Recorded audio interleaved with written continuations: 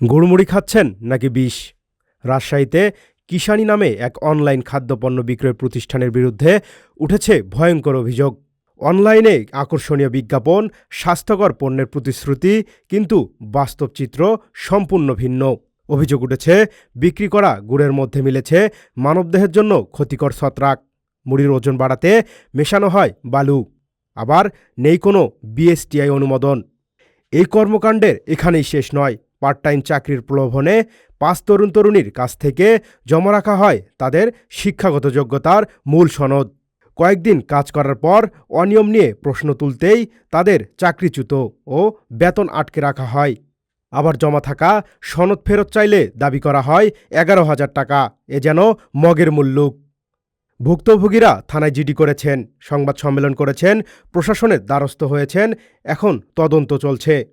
প্রশ্ন একটাই, আমরা কি তাহলে এমন অনলাইন বিজ্ঞাপন দেখে কিনে বিষ খাচ্ছি? আর কতদিন বিজ্ঞাপনের চকচকে মোড়কে লুকোনো সত্য আমাদের চোখ এড়িয়ে যাবে? এই কিষানি নিয়ে ধারাবাহিক ৩ পর্বের প্রতিবেদনের আজ প্রথম পর্ব।